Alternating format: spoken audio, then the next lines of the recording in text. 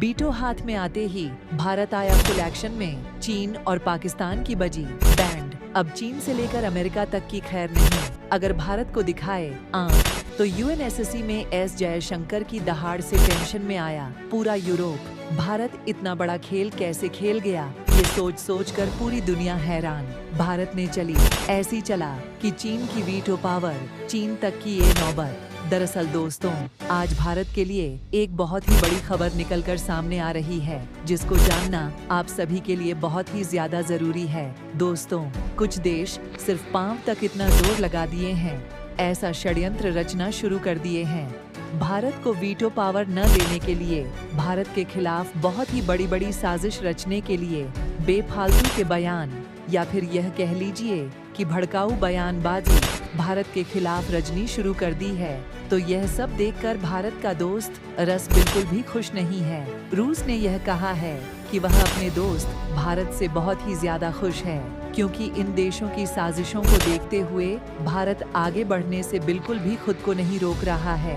यह देश कितना भी चिल्ला ले, लेकिन इसका भारत पर तनिक भी फर्क देखने को नहीं मिल रहा है। इस बात से रूस भारत से बहुत ही ज्यादा खुश है, लेकिन बात यहीं पर ही खत्म नहीं होती, क्योंकि भारत ने एक बहुत ही बड़ा डिसीजन लिया है कि वह अब वीटो पावर को हासिल करके ब्राजील को पहचान देगा। संयुक्त राष्ट्र महासभा के अध्यक्ष टेनिस फ्रांसिस ने भारत को लेकर बहुत बड़ा ऐलान कर दिया है। उनके ऐलान से साफ हो चुका है कि भारत का पौधा दुनिया में हद से ज्यादा बढ़ चुका है। इसके बारे में हम आगे चर्चा करेंगे, तो चलिए जानते हैं कि क्या है पूरा मामला।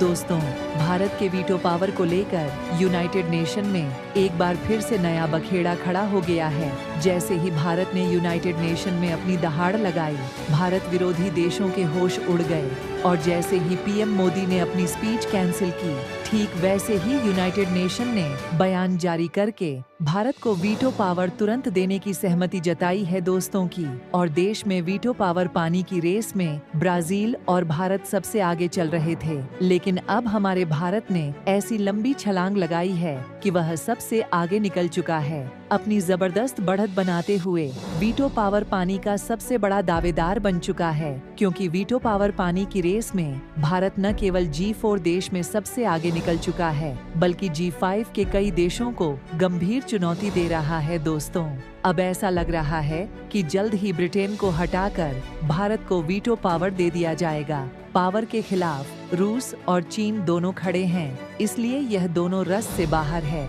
जबकि वहीं ब्राजील के खिलाफ अमेरिका खड़ा है। यही कारण है कि ब्राजील भी काफी पीछे हो गया है। और दोस्तों, भारत के खिलाफ चीन तो खड़ा है, लेकिन सबसे दिलचस्प बात यह है कि भारत के समर्थन में अमेरिका, रूस, फ्रांस और ब्रिटेन जैसे दिक्कत देश मैदान में कूद पड़े हैं, और इस कारण भारत की दावेदारी हद से ज्यादा बढ़ गई है। कई लोगों का तो यह भी मानना है कि ब्रिटेन और फ्रांस को परमानेंट सीट से हटाकर वहां भारत और किसी अफ्रीकी देश को शामिल कर लेना चाहिए। लेकिन आप मेरी बात जरा ध्यान से सुनिए। भारत को बार बार वीटो पावर देने से इनकार करने के बाद पहली बार इतना बड़ा दावा किया जा रहा है, और यह दावा अब सीधे ही यूनाइटेड नेशंस की तरफ से किया गया है। यूएन में एक बार फिर से ऐतिहासिक उलटफेर शुरू हो चुका है। हाल ही में भारत और ब्रिटेन को लेकर अब तक का सबसे बड़ा ऐलान हो चुका है। भारत ने पूरे यूनाइटेड नेशन का रूपरेखा ही बदल कर रख दिया है। वीटो पावर को लेकर यूएन में भारत पर फिर से नया बवाल शुरू हो गया है। भारत को तुरंत वीटो पावर देने के लिए 2 बड़े ऐलान किए गए हैं। भारत पर हुए नए ऐलान के बाद पांचों वीटो होल्डर देश में खलबली मच गई है। अगर भारत को तुरंत वीटो पावर नहीं दिया गया तो यूनाइटेड नेशन के ध्वस्त होने की धमकी भी दी गई है। दरअसल देखा जाए तो एक गलती के कारण ही भारत की वीटो ताकत चीन के हाथों में चली गई, और भारत 70 सालों से इंतजार करता रह गया। लेकिन अब इस नए ऐलान के बाद इंतजार खत्म होने वाला है। ले समझते हैं कि आखिर पूरा माजरा क्या है। लेकिन वीडियो में आगे बढ़ने से पहले भारत के इस कामयाबी के लिए वीडियो पर एक लाइक तो बनता है। फटाफट वीडियो को लाइक कर दीजिए। संयुक्त राष्ट्र महासभा के अध्यक्ष टेनिन फ्रांसिस ने भारत को लेकर बहुत बड़ा ऐलान कर दिया है। उनके ऐलान से साफ हो चुका है कि भारत का पौधा दुनिया में हद से ज्यादा बढ़ चुका है। उन्होंने पांचों वीटो होल्डर देश को वार्निंग देते हुए कहा है कि भारत बहुपद का बहुत बड़ा सपोर्टर है और ग्लोबल मामलों में इसका योगदान लगातार बढ़ रहा है। इसके बाद उन्होंने भारत के वीटो पावर पर बहुत बड़ा ऐलान कर दिया है। उन्होंने कहा कि भारत यूनाइटेड नेशंस में एक मजबूत नेता बनकर उभरा है और भारत का यह रोल भविष्य में और भी मजबूत होगा। इसलिए उसे सुरक्षा परिषद का परमानेंट मेंबर जल्द बनाने की उम्मीद है। उनका यह बयान ऐसे समय पर आया है जब भारत लगातार हर सेक्टर में नया धमाका कर रहा है और मौजूदा G5 देश में खलबली मचा रहा है। भारत को वीटो पावर देने का फैसला अब मौजूद सदस्यों को करना है। कैसे बदलाव होंगे और भारत जैसे प्रभावशील देश को कैसे शामिल करना है। इसके बाद उन्होंने भारत के एक और धमाके के बारे में जिक्र किया। भारत के डिजिटाइजेशन और टेक्नोलॉजी में गहरी दिलचस्पी को लेकर फ्रांस ने यह कहा कि यह इकोनॉमिक डेवलपमेंट के लिए बेहद जरूरी है। भारत ने इस क्षेत्र में अपनी कामयाबी से पूरी दुनिया को हैरान करके रख दिया है। उन्होंने भारत को एक एडवांस डेवलपिंग देश बताया जो ग्लोबल साउथ के देशों के साथ अपनी एक्सपर्टीज शेयर कर रहा है। यह बात बोलकर उन्होंने चीन को भी जोरदार झटका दे दिया है। फ्रांस ने इस बात पर भी जोर दिया कि भारत की डिजिटल स्किल बाकी देश की क्षमताओं को बढ़ाने में मदद कर सकती है, यानी कि भारत विश्व गुरु बनने की राह पर आगे निकल चुका है। भारत अपने डिजिटल स्केल से कई देशों को हेल्प पहुंच रहा है। इसका में मकसद था कि वह विश्व शांति बनाए रखने में मदद करेगा और अलग अलग देशों के बीच पैदा हुई कंट्रोवर्सी को खत्म करेगा ताकि युद्ध जैसी स्थिति न बने।